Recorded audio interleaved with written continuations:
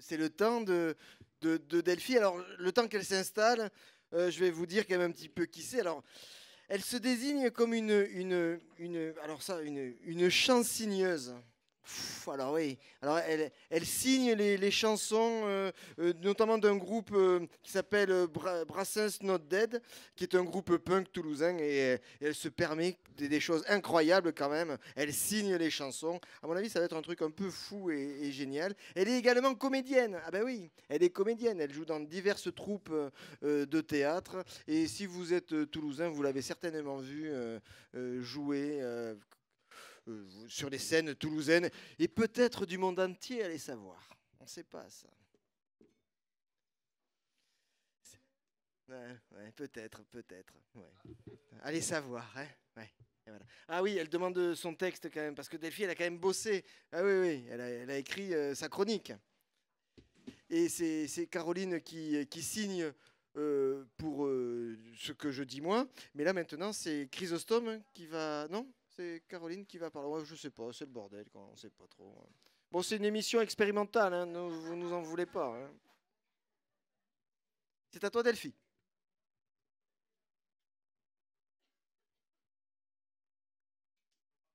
Je vais commencer par parler. Tu peux me prêter ton micro, s'il te plaît? Bonjour, c'est Delphine. Je suis malentendante, déficiente auditive. Et je vais passer la parole à Caroline qui va traduire un langage des signes. Je vais faire des gestes et elle va parler et faire ma voix. Merci de votre attention.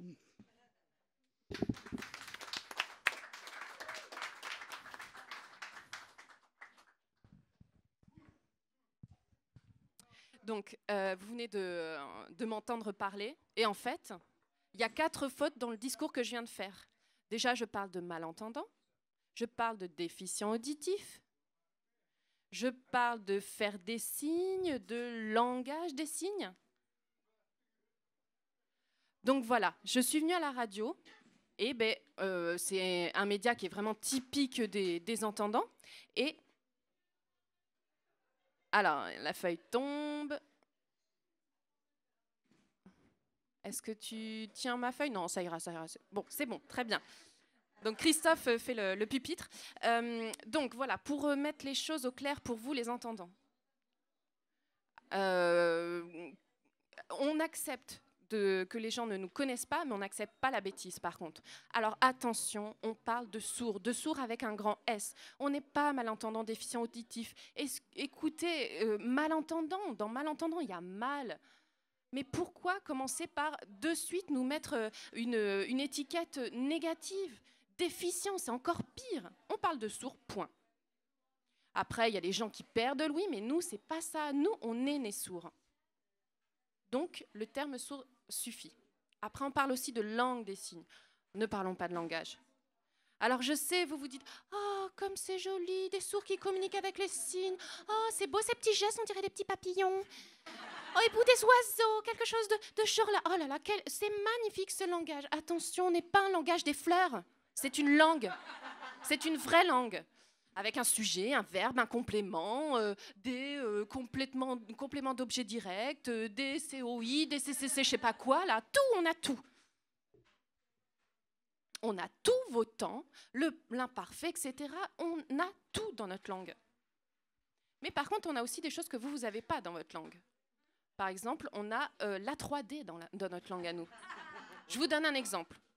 Bon, c'est à la radio, ça va être compliqué. Heureusement qu'il y aura une retransmission visuelle. Désolée pour la radio, la prochaine fois, j'approfondirai. Voilà, moi je suis sourde, on m'invite. C'est un véritable honneur, hein, vraiment, j'en suis fière. Mais par contre, c'est un média typiquement d'entendante, vu que nous, sourds, on n'a pas la possibilité d'écouter la radio. Alors, bon, il y a quelques sourds qui sont là, mais là, je vais cibler sur les personnes entendantes. Bon, à mon avis, vous avez déjà vu des sourds à la télé, mais connaissez-vous l'histoire des sourds? Moi, je vais vous la raconter. La langue des signes date d'il y a très longtemps. Déjà, Platon lui-même parlait de la langue des signes. Ça veut dire que ça ferait 2500 ans que la langue existerait. La première chose, c'est que c'est en France qu'elle est apparue réellement, à Paris. Mais les sourds, jusqu'à présent, se cachaient. En fait, on avait honte de montrer que notre enfant était sourd, qu'il était déficient, qu'il avait des soucis mentaux. Il était isolé à la maison. On les mettait dans des hôpitaux psychiatriques. On les prenait pour des handicapés mentaux. Voilà, on cachait ces gens-là, comme s'ils ne comprenaient rien. En 1767, l'abbé de l'Épée, se promenant à Paris, rencontre 2 filles, 2 sœurs, qui communiquaient avec la langue des signes. Interloqué, il est allé les voir, il a essayé de comprendre leur façon de communiquer. Et ben là, il s'agissait vraiment de langue.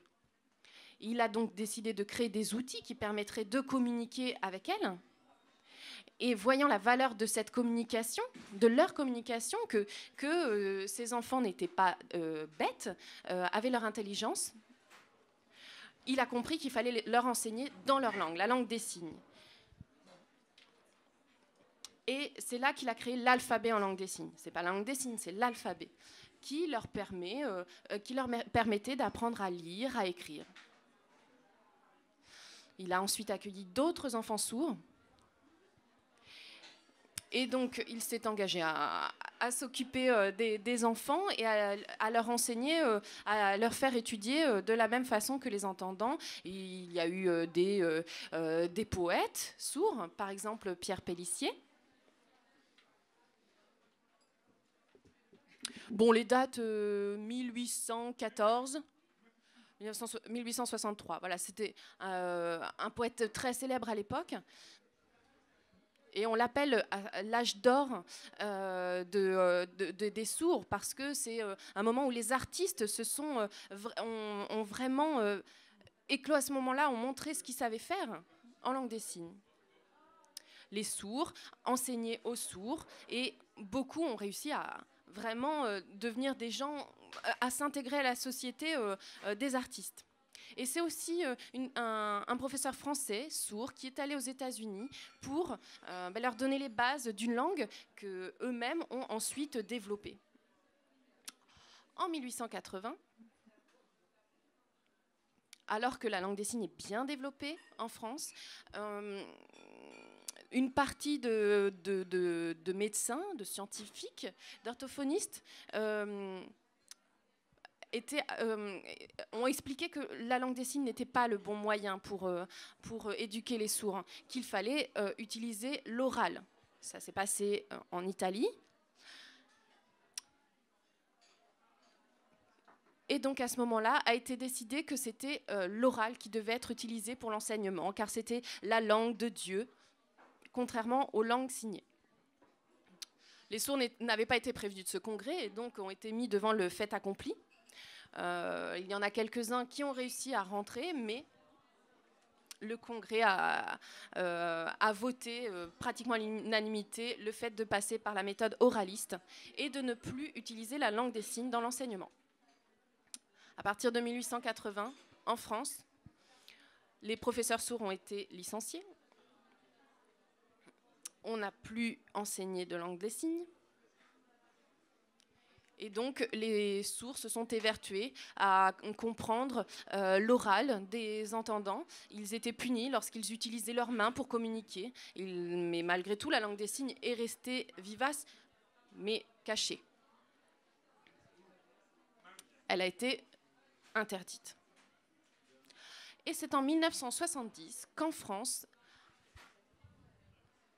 alors que jusqu'à présent, les sourds se faisaient discrets et signaient que dans les associations, faisaient des petits boulots très simples, basiques, et ne pouvaient accéder à de véritables métiers. À ce moment-là, les sourds, en 1970, sont allés voir ce qui se passait aux États-Unis, et là, c'était ça n'avait rien à voir. C'était une véritable révolution. Ils se sont aperçus que les sourds pouvaient avoir un métier de notoriété, être avocat. Et là, ils ont vu la différence entre ce qui se passait en France et aux États-Unis. Je parlais de Laurent Clerc, qui est allé tout à l'heure donner les bases de la langue des signes française de façon à ce que aux États-Unis aussi, il puisse y avoir une langue. Et finalement, ils ont réussi aux États-Unis à évoluer bien plus que nous. Et donc, en 1980, a lieu le réveil sourd en France. Et ça n'est pas terminé. Voici, c'était les quelques caractéristiques de l'histoire sourde. Maintenant, justement, il se trouve que moi, je suis née en 1975. C'est-à-dire que le réveil sourd, c'est pas moi qui ai participé, ce sont mes parents qui étaient sourds et qui se sont vus enseigner à l'oral, à Bordeaux pour mon père et à Toulouse pour ma mère, à quelques rues d'ici. Ils ont eu des diplômes de menuisier et de sténo. Ils se sont mariés et lorsqu'ils ont eu leur premier enfant, ils voulaient absolument avoir un enfant entendant. Ils ne voulaient pas que leur enfant se retrouve en échec scolaire. Ils préféraient avoir un enfant entendant pour qu'il puisse faire de hautes études. Et ils se sont retrouvés avec moi. Et donc, ils ont décidé qu'il valait mieux pour moi d'être dans une école avec des entendants. Et j'ai appris en intégration, seule, entourée d'entendants, à oraliser grâce à une orthophoniste.